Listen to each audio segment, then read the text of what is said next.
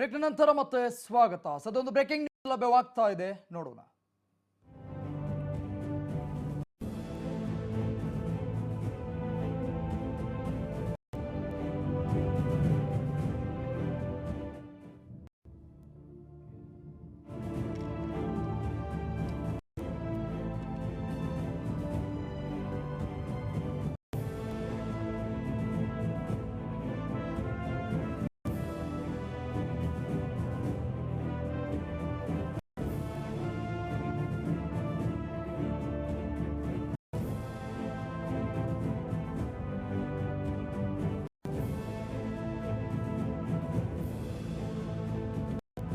ಬಸವ ಕಲ್ಯಾಣದ ಉಪಚುನಾವಣೆಯ ಗೆಲುವಿಗೆ ಬಿಜೆಪಿಯಿಂದ ರಣತಂತ್ರಗಳನ್ನ ರೂಪಿಸಲಾಗ್ತಾ ಇದೆ. ಇನ್ನು ಈಗಾಗಲೇ ಬಸವ ಕಲ್ಯಾಣ ಉಪಚುನಾವಣೆಯ ಕಣಕ್ಕಿಳಿಸುವಂತ ಅಭ್ಯರ್ಥಿಯ ಹೆಸರನ್ನು ಕೂಡ ಇಂದು ಘೋಷಣೆ ಮಾಡುವ ಸಾಧ್ಯತೆ ಕೂಡ ಇದೆ.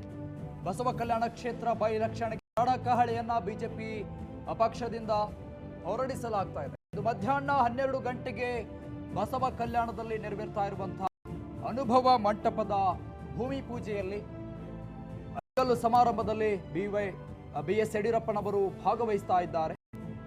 ಇದರೊಟ್ಟಿಗೆ ಬೀದರ್ನಲ್ಲಿ 100 ಹಾಸಿಗೆಗಳ ಜಿಲ್ಲಾಸ್ಪತ್ರೆಯನ್ನು ಕೂಡ ಸಿಎಂ ಯಡಿಯೂರಪ್ಪನವರು ಉದ್ಘಾಟನೆ ಮಾಡಲಿದ್ದಾರೆ.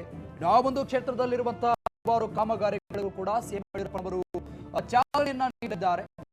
ಶತಾಯಗತಾಯ ಬಸವ ಕಲ್ಯಾಣ ಉಪಚುನಾವಣೆಯನ್ನು ಗೆಲ್ಲಲೇಬೇಕೆನ್ನುವಂತ ಬಿಜೆಪಿಯಿಂದ ತಂತ್ರವನ್ನ ರೂಪಿಸಲಾಗ್ತಾ ಇದೆ. ಒಟ್ಟು 600 ಕೋಟಿ ವೆಚ್ಚದಲ್ಲಿ ಈಗಾಗಲೇ ಅನುಭವ ಮಂಟಪ ನಿರ್ಮಾಣಕ್ಕೆ ಗ್ರೀನ್ ಸಿಗ್ನಲ್ ಅನ್ನ ನೀಡಿದೆ. ಸರ್ಕಾರದಿಂದ ಬ್ಲೂ ಪ್ರಿಂಟ್ ಅನ್ನು ಕೂಡ ರೆಡಿ ಮಾಡಿಕೊಳ್ಳಲಾಗಿದೆ. ಇಂದು ಬೀದರ್ ಜಿಲ್ಲೆ ಮತ್ತು ಯಾದಗಿರಿ ಜಿಲ್ಲಾ ಪ್ರವಾಸವನ್ನ ಬಿಎಸ್ ಯಡಿಯೂರಪ್ಪನವರು ಕೈಗೊಂಡಿದ್ದಾರೆ. ಅಭಿವೃದ್ಧಿ ಮಂತ್ರದ ಮೂಲಕ ಅಲ್ಲಿನ ಮತಗಳನ್ನ ಸೆಳೆಯೋಕೆ ಬಿಜೆಪಿ ರಣತಂತ್ರವನ್ನ ರೂಪಿಸಲಾಗ್ತಾ ಇದೆ. ಬಸವ ಕಲ್ಯಾಣ ಉಪಚುನಾವಣೆಯ ಕಣದ ಅಭ್ಯರ್ಥಿಯ ಹೆಸರನ್ನ ಘೋಷಣೆ ಮಾಡುವ ಸಾಧ್ಯತೆ ಇದೆ. ಈ ಒಂದು ರೇಸ್ನಲ್ಲಿ ಈಗಾಗಲೇ ಚರ್ಚೆಯಲ್ಲಿರುವಂತಹ ಹೆಸರು ಬಿಎಸ್ ಯಡಿಯೂರಪ್ಪನವರ ಪುತ್ರ ಆದಂತಹ ಬಿವೈ ವಿಜಯೇಂದ್ರ ಅವರ ಹೆಸರನ್ನ ಘೋಷಣೆ ಮಾಡುವ ಸಾಧ್ಯತೆ ಇದೆ. ಅವರೇ ಈ ಕಣದ ಈ ಒಂದು ಕ್ಷೇತ್ರದ ಅಭ್ಯರ್ಥಿಯಾಗುವ ಸಾಧ್ಯತೆಗಳು ಇದೆ ಎನ್ನುವಂತಹ ನಿಟ್ಟಿನಲ್ಲಿ ಬಿಜೆಪಿ ರಾಜಕೀಯ ವಲಯದಿಂದ ಹಲವಾರು ಚರ್ಚೆಗಳು ಕೂಡ ಕೇಳಿ ಬರ್ತಾ ಇದೆ. ಈಗಾಗಲೇ ಸುಮಾರು 600 ಕೋಟಿ ರೂಪಾಯಿ ವೆಚ್ಚದಲ್ಲಿ ನಿರ್ಮಾಣವಾಗ್ತಾ ಇರುವಂತಹ ಅನುಭವ ಮಂಟಪಕ್ಕೆ ಅಡಿಗಲ್ಲು ಸಮಾರಂಭವನ್ನು ಕೂಡ ಬಿಎಸ್ ಯಡಿಯೂರಪ್ಪನವರು ಈ ಒಂದು ಸಮಾರಂಭದಲ್ಲಿ ಭಾಗಿಯಾಗ್ತಾ ಇದ್ದಾರೆ. ಅಡಿಗಲ್ಲು ಸಮಾರಂಭವನ್ನ ನೆರವೇರಿಸ್ತಾ ಇದ್ದಾರೆ. ಈಗಾಗಲೇ ಬೆಂಗಳೂರಿನಿಂದ ಪ್ರಯಾಣವನ್ನ ಬೆಳೆಸಿರುವಂತಹ ಸಿಎಂ ಯಡಿಯೂರಪ್ಪನವರು ಸರಿಸುಮಾರು ಮಧ್ಯಾಹ್ನ 12 ಗಂಟೆ ಸುಮಾರು ಈ ಒಂದು ಭೂಮಿ ಪೂಜೆ ಕಾರ್ಯದಲ್ಲಿ ಭಾಗವಹಿಸ್ತಾ ಇದ್ದಾರೆ. ಇನ್ನು ಬಸವ ಕಲ್ಯಾಣ ಬೈ ಎಲೆಕ್ಷನ್ ವಿಚಾರಕ್ಕೆ ಸಂಬಂಧಪಟ್ಟಂತೆ ಅಲ್ಲಿ ಮರಾಠ ಮತ್ತು ಲಿಂಗಾಯತ ಸಮುದಾಯದ ಮತಗಳನ್ನ ಸೆಳೆಯೋಕೆ ಬಿಜೆಪಿ ರಣತಂತ್ರವನ್ನ ಈಗಾಗಲೇ ರೂಪಿಸಲಾಗಿದೆ. ಇನ್ನು ರಾಜ್ಯದಲ್ಲಿ ಈಗಾಗಲೇ ಮರಾಠ ಅಭಿವೃದ್ಧಿ ಪ್ರಾಧಿಕಾರದ ಜೊತೆಗೆ ಲಿಂಗಾಯತ ವೀರಶೈವ ಲಿಂಗಾಯತ ಅಭಿವೃದ್ಧಿ ಪ್ರಾಧಿಕಾರ ಆಗಿರ್ಬೋದು, ಜೊತೆಗೆ ಈಗ ಭೂಮಿ ಪೂಜೆ ಮಾಡ್ತಾ ಇರುವಂತಹ ಅನುಭವ ಮಂಟಪದ ಅಡಿಗಲ್ಲು ಸಮಾರಂಭ ಒಟ್ಟು 600 ಕೋಟಿ ರೂಪಾಯಿ ವೆಚ್ಚದಲ್ಲಿ ನಿರ್ಮಾಣವಾಗ್ತಾ ಇರುವಂತಹ ವಿನೂತನ ಕಟ್ಟಡ ಸರಿಸುಮಾರು ದಶಕಗಳ ಕನಸು ಇದು ಈಗ ನನಸಾಗ್ತಾ ಇದೆ. ಆ ಭಾಗದ ಜನರ ಕನಸು. ಈ ಒಂದು ವಿಚಾರಕ್ಕೆ ಸಂಬಂಧಪಟ್ಟಂತೆ ಅಭಿವೃದ್ಧಿ ಮಂತ್ರವನ್ನ ಜಪಿಸುವುದರ ಮುಖಾಂತರವಾಗಿ ಬಿಜೆಪಿ ನಾಯಕರು ಅಲ್ಲಿನ ಮತಗಳನ್ನ ಸೆಳೆಯುವಂತಹ ರಣತಂತ್ರವನ್ನ ರೂಪಿಸಿದ್ದಾರೆ. ಇದರೊಟ್ಟಿಗೆ ಅಲ್ಲಿ ನಡೀತಾ ಇರುವಂತಹ ಹಲವಾರು ಕಾಮಗಾರಿಗಳಿಗೆ ಸಿಎಂ ಯಡಿಯೂರಪ್ಪನವರು ಹಿಂದೆ ಚಾಲನೆಯನ್ನ ನೀಡ್ತಾ ಇದ್ದಾರೆ.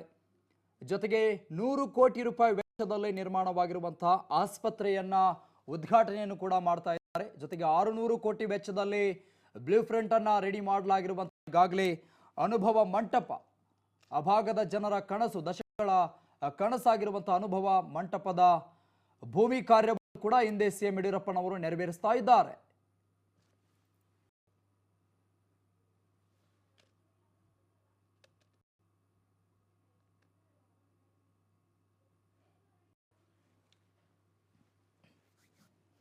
ಇದೇ ವಿಚಾರಕ್ಕೆ ಸಂಬಂಧಪಟ್ಟಂತೆ ಇನ್ನಷ್ಟು ಅಪ್ಡೇಟ್ಸ್ ಗಳನ್ನ ನೀಡ್ತಾರೆ ನಮ್ಮ ಪ್ರತಿನಿಧಿ ರೇಷ್ಮಾ.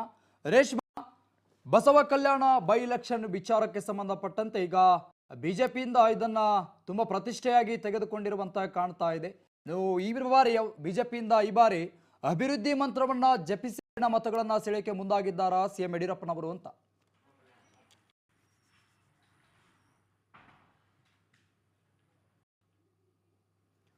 ರೇಷ್ಮಾ, ನನ್ನ ಧ್ವನಿ ಕೇಳ್ತಾ ಇದೆಯಾ? ಈಗ ಬೈ ಎಲೆಕ್ಷನ್ ವಿಚಾರಕ್ಕೆ ಸಂಬಂಧಪಟ್ಟಂತೆ ಬಸವ ಕಲ್ಯಾಣ ಕ್ಷೇತ್ರದಲ್ಲಿ ಈಗ ಅಭಿವೃದ್ಧಿ ಮಂತ್ರವನ್ನ ಬಿಜೆಪಿ ಪಕ್ಷದಿಂದ ಜಪಿಸಲಾಗ್ತಾ ಇದೆ. ಈ ಬಾರಿಯ ಬೈ ಎಲೆಕ್ಷನ್ ಸಿದ್ಧತೆ ಹೇಗಿದೆ ಅಂತ ಇದಕ್ಕೆ ಸಂಬಂಧಿಸಿದಂತಹ ಸಾಕಷ್ಟು ತಯಾರಿ ಸಹ ಈಗಾಗಲೇ ನಡೆಸ್ತಾ ಇದ್ದಾರೆ. ಸುಮಾರು 600 ಕೋಟಿ ವೆಚ್ಚದಲ್ಲಿ ನಿರ್ಮಾಣವಾಗಿರುವಂತಹ ಈ ಒಂದು ಅನುಭವ ಮಂಟಪಕ್ಕೆ ಸಿಎಂ ಬಿಎಸ್ ಯಡಿಯೂರಪ್ಪನವರು ಹಾಗೂ ಸಚಿವ ಸಂಪುಟದ ಕೆಲ ಸದಸ್ಯರು ಇವತ್ತು ಮಧ್ಯಾಹ್ನ 12 ಗಂಟೆಗೆ ಅನುಭವ ಮಂಟಪಕ್ಕೆ ಶಂಕುಸ್ಥಾಪನೆಯನ್ನು ಸಹ ನೆರವೇರಿಸಲಿದ್ದಾರೆ.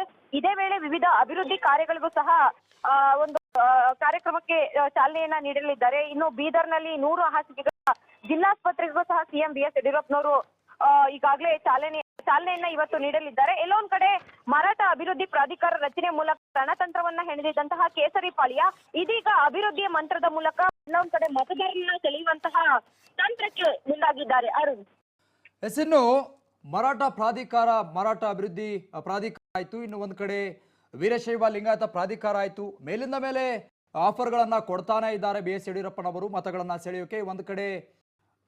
ಇನ್ನೊಂದು ಕಡೆ ರಾಜ್ಯದಲ್ಲಿ ಈಗಾಗಲೇ ಪರ ವಿರೋಧಗಳಿದ್ರೂ ಕೂಡ ಈಗ ಮರಾಠ ಪ್ರಾಧಿಕಾರ ವಿಚಾರಕ್ಕೆ ಸಂಬಂಧಪಟ್ಟಂತೆ ಪ್ರಾಧಿಕಾರವನ್ನ ಸ್ಥಾಪನೆ ಮಾಡಲಾಯಿತು. ಈ ಬಾರಿ ಶತಾಯಗತಾಯವಾಗಿ ಈ ಒಂದು ಬೈ ಎಲೆಕ್ಷನ್ ಅನ್ನು ಕೂಡ ಬಿಜೆಪಿ ತನ್ನ ತೆಕ್ಕೆಗೆ ತೆಗೆದುಕೊಳ್ಳುವ ಸಾಧ್ಯತೆ ಇದೆಯಾ ಅಂತ?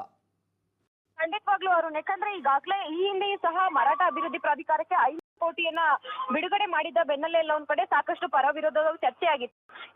ಈಗಾಗಲೇ ಬಸವ ಕಲ್ಯಾಣದಲ್ಲಿ ಇನ್ನೇನು ಬೈ ಎಲೆಕ್ಷನ್ ನಡೆಯುವಂತಹ ಅಂದ್ರೆ ಈಗಾಗಲೇ ಇನ್ನೇನು 1-2 ತಿಂಗಳಲ್ಲಿ ಚುನಾವಣೆ ಘೋಷಣೆ ಆಗುವಂತಹ ಸಾಧ್ಯತೆ ಇದೆ.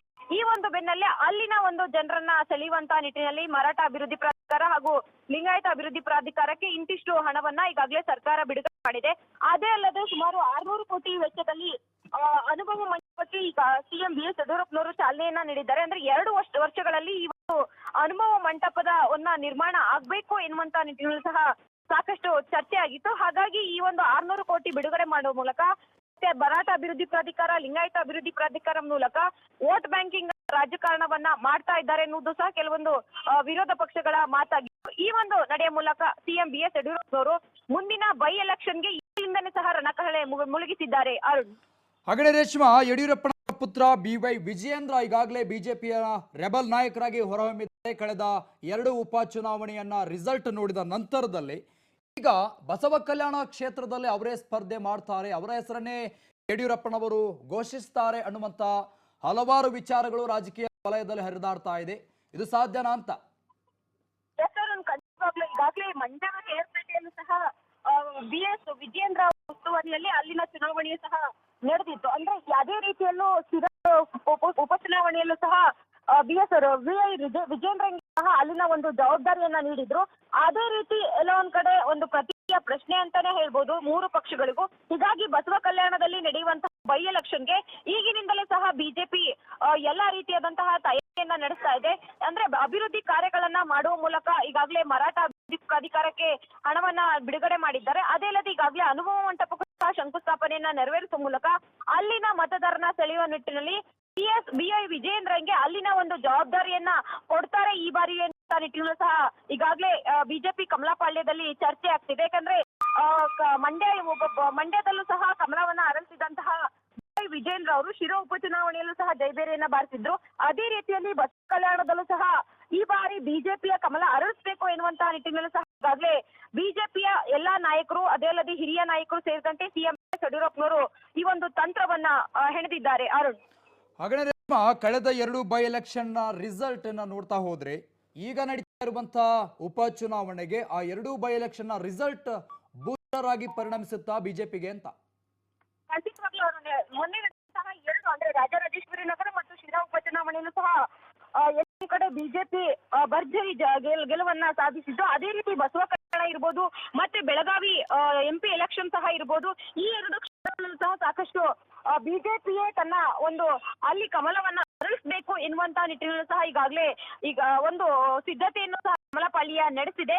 ಅದೇ ರೀತಿಯಲ್ಲಿ 2 ಅಂದ್ರೆ ಈಗಾಗಲೇ ಮಸ್ಕಿ ಇರ್ಬೋದು, ಬಸವ ಕಲ್ಯಾಣ ಹಾಗೂ ಲೋಕಸಭಾ ಕ್ಷೇತ್ರವಾದಂತಹ ಬೆಳಗಾವಿಯಲ್ಲೂ 3 ಕ್ಷೇತ್ರಗಳಲ್ಲೂ ಸಹ ಚುನಾವಣೆ ಇನ್ನೇನು ಕೆಲ ತಿಂಗಳಲ್ಲೇ ಒಂದು ಚುನಾವಣೆ ದಿನಾಂಕ ನಿಗದಿಯಾಗುವಂತಹ ಪ್ರಕ್ರಿಯೆ ಈಗಾಗಲೇ ಶುರುವಾಗಿದೆ. ಹೀಗಾಗಿ ಈಗಿನಿಂದಲೇ ಸಹ ಕಮಲಪಾಳ್ಯದಲ್ಲಿ ಎಲ್ಲಾ ಸಾಕಷ್ಟು ತಯಾರಿಯನ್ನ ಸಹ ನಡೀತಾ ಇದೆ.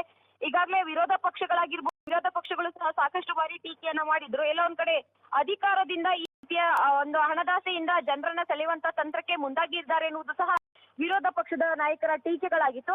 ಅದೇ ರೀತಿ ಎಲ್ಲೋ ಈಗಾಗಲೇ ಸಿಎಂ BS ಯಡಿಯೂರಪ್ಪ ಅವರು ಇರ್ಬೋದು, ಕಮಲಪಾಳ್ಯದ ಹಿರಿಯ ನಾಯಕರಿರ್ಬೋದು, ಅದಲ್ಲದೆ ರಾಜ್ಯಕ್ಕೆ ಅರುಣ್ ಸಿಂಗ್ ಭೇಟಿಯಾದ ಬೆನ್ನಲ್ಲೇ ಸಾಕಷ್ಟು ರೀತಿಯಲ್ಲಿ ಪಕ್ಷ ಸಂಘಟನೆಯಲ್ಲೂ ಸಹ ರಾಷ್ಟ್ರೀಯ ಪಕ್ಷಗಳು ಅಂದ್ರೆ ಬಿಜೆಪಿ ಈಗಾಗಲೇ ಮುಂದಾಗಿದೆ. ಹೀಗೆ ಇನ್ನೇನು ಮುನ್ನುವಂತಹ ಉಪಚುನಾವಣೆಯಲ್ಲೂ ಸಹ ಬಿಜೆಪಿ ತನ್ನ ನಿಲುವನ್ನು ಗೆಲ್ಲಬೇಕು ಎನ್ನುವಂತಹ ನಿಟ್ಟಿನಲ್ಲೂ ಸಹ ಈ ಒಂದು ಸಿದ್ಧತೆಗೆ ಮುಂದಾಗಿದೆ. ಅರುಣ್, ಎಸ್, ಧನ್ಯವಾದಗಳು ರೇಷ್ಮಾ ನಿಮ್ಮೆಲ್ಲ ಅಪ್ಡೇಟ್ಸ್ಗೆ.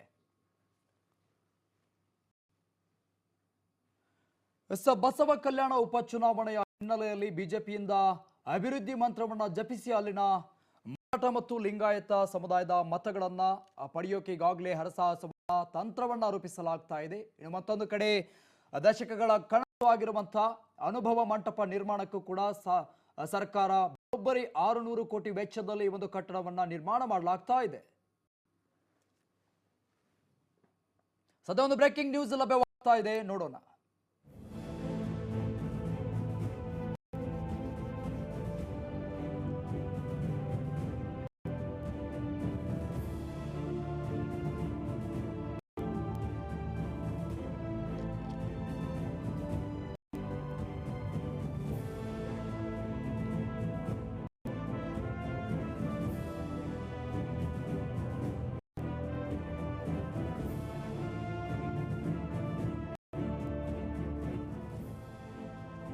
ರಾಜ್ಯದಲ್ಲಿ ಸಚಿವ ಸಂಪುಟ ವಿಸ್ತರಣೆ ವಿಚಾರಕ್ಕೆ ಸಂಬಂಧಪಟ್ಟಂತೆ ಬೆಂಗಳೂರಿನಲ್ಲಿ ಸಿಎಂ ಯಡಿಯೂರಪ್ಪ ಅವರು ಪ್ರತಿಕ್ರಿಯೆಯನ್ನ ನೀಡಿದ್ದಾರೆ. ಸಂಪುಟ ವಿಸ್ತರಣೆ ವಿಚಾರಕ್ಕೆ ಸಂಬಂಧಪಟ್ಟಂತೆ ಕೇಂದ್ರದ ನಾಯಕರು ತೀರ್ಮಾನವನ್ನ ತೆಗೆದುಕೊಂಡ್ರೆ ನಾನು ಯಾಕೆ ಭರವಸೆಯನ್ನ ನೀಡಲಿ ಅಂತ ಹೇಳಿದ್ದಾರೆ. ಸಂಪುಟ ವಿಸ್ತರಣೆ ಬಗ್ಗೆ ಕೇಂದ್ರದ ನಾಯಕರು ತೀರ್ಮಾನವನ್ನ ತೆಗೆದುಕೊಳ್ತಾರೆ. ಕೇಂದ್ರದಿಂದ ಒಪ್ಪಿಗೆಯನ್ನ ಕೊಟ್ಟರೆ ನಾನು ಯಾಕೆ ಭರವಸೆಯನ್ನ ಕೊಡಲಿ, ಕೇಂದ್ರದಿಂದ ಯಾವೆಲ್ಲ ತೀರ್ಮಾನವನ್ನ ಕೈಗೊಳ್ಳುತ್ತಾರೆ ಅದಕ್ಕೂ ನಾನು ಕೂಡ ಬದ್ಧನಿದ್ದೇನೆ ಅಂತ ಸಿಎಂ ಯಡಿಯೂರಪ್ಪನವರು ಹೇಳಿದ್ದಾರೆ.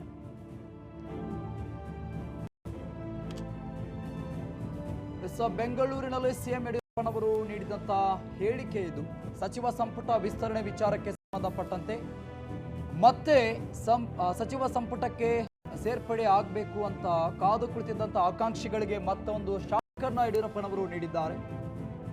ಕೇಂದ್ರದ ನಾಯಕರ ತೀರ್ಮಾನ ಅಂತಿಮವಾಗಿರುತ್ತೆ. ಸಂಪುಟ ವಿಚಾರಕ್ಕೆ ಸಂಬಂಧಪಟ್ಟಂತೆ ಒಟ್ಟಾರೆಯಾಗಿ ಹೈಕಮಾಂಡ್ ಏನು ನಿರ್ಧಾರವನ್ನ ತೆಗೆದುಕೊಳ್ಳುತ್ತೆ ಆ ಒಂದು ನಿರ್ಧಾರವೇ ಕೊನೆಯ ತೀರ್ಮಾನ ಆಗಿರುತ್ತೆ. ಇನ್ನು ಕೇಂದ್ರದ ನಾಯಕರು ತೀರ್ಮಾನವನ್ನ ಕೊಟ್ರೆ, ನಿರ್ಧಾರವನ್ನ ತಿಳಿಸಿದ್ರೆ ನಾನು ಯಾಕೆ ಭರವಸೆಯನ್ನ ನೀಡಲಿ ಅಂತ ಹೇಳಿಕೆಯನ್ನ ನೀಡುವ ಮುಖಾಂತರ ಮತ್ತೆ ಸಚಿವಾಕಾಂಕ್ಷಿಗಳಿಗೆ ಯಡಿಯೂರಪ್ಪನವರು ಶಾಕ್ ಅನ್ನ ಕೊಟ್ಟಿದ್ದಾರೆ. ಈಗಾಗಲೇ ಸಚಿವ ಸಂಪುಟ ವಿಸ್ತರಣೆ ಅಥವಾ ಪುನರ್ರಚನೆ ಆಗುತ್ತೆ ಅನ್ನುವಂತ ವಿಚಾರ ಚರ್ಚೆಯಲ್ಲಿ ಗ್ರಾಸವಾಗಿತ್ತು. ರಾಜಕೀಯ ವಲಯದಲ್ಲಿ ಮುಂಚೂಣಿಯಲ್ಲಿರುವಂತಹ ವಿಚಾರವಾಗಿತ್ತು. ಇನ್ನು ಮತ್ತೊಂದು ಕಡೆ ಸಂಕ್ರಾಂತಿಯ ನಂತರದಲ್ಲಿ ಹಲವಾರು ಬದಲಾವಣೆಗಳು ಆಗುತ್ತವೆ ಅನ್ನುವಂತ ವಿಚಾರಗಳು ಕೂಡ ರಾಜಕೀಯ ವಲಯದಿಂದ ಕೇಳಿ ಬಂದಿತ್ತು. ಇನ್ನು ಪಕ್ಕ ಸಂಕ್ರಾಂತಿ ನಂತರದಲ್ಲಿ ಸಚಿವ ಸಂಪುಟ ವಿಸ್ತರಣೆ ಅಥವಾ ಪುನರ್ರಚನೆ ಆಗೋದು ಪಕ್ಕ ಅನ್ನುವಂತ ರೀತಿಯಲ್ಲಿ ಮೊದಲು ಹೇಳಿಕೆಯನ್ನು ಕೂಡ ಯಡಿಯೂರಪ್ಪನವರು ನೀಡಿದ್ರು. ಈಗ ಮತ್ತೆ ಶಾಕ್ ಅನ್ನ ಕೊಟ್ಟಿದ್ದಾರೆ ಯಡಿಯೂರಪ್ಪನವರು. ಕೇಂದ್ರದ ನಾಯಕರು ತೀರ್ಮಾನವನ್ನ ಮಾಡಿದ್ರೆ ನಾನು ಯಾಕೆ ಭರವಸೆಯನ್ನ ಕೊಡಲಿ ಅಂತ ಹೇಳಿದ್ದಾರೆ. ಆದಷ್ಟು ಬೇಗ ಅದು ಕೆಲಸ ಆಗಿ ಮುಗಿಬೇಕು ಅಂತ ನಾನು ಅಪೇಕ್ಷೆ ಇದೆ. ಶಂಕುಸ್ಥಾಪನೆ ಮಾಡಿ ಬರ್ತಾ ಇದ್ದೀನಿ. ಅದಕ್ಕೆ ಬಿಡುಗಡೆ ಮಾಡಿ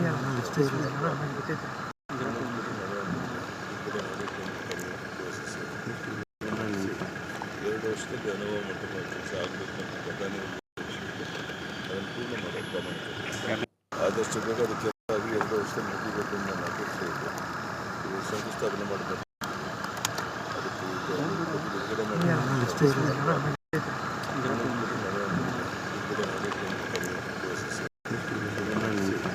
2 ವರ್ಷದಲ್ಲಿ ಅನುಭವ ಮಂಟಪ ಕೆಲಸ ಆಗಬೇಕು ಅಂತ ಪ್ರಧಾನಿ ಅದನ್ನು ಪೂರ್ಣ ಮಾಡೋಕ್ಕೆ ಈ ಹೊತ್ತಿನ ಪ್ರಮುಖ ಸುದ್ದಿ ಚಾನಲ್ ಚೇಂಜ್ ಮಾಡಿ ನೋಡ್ತಾ ಇರಿ ರಾಜ್ ನ್ಯೂಸ್.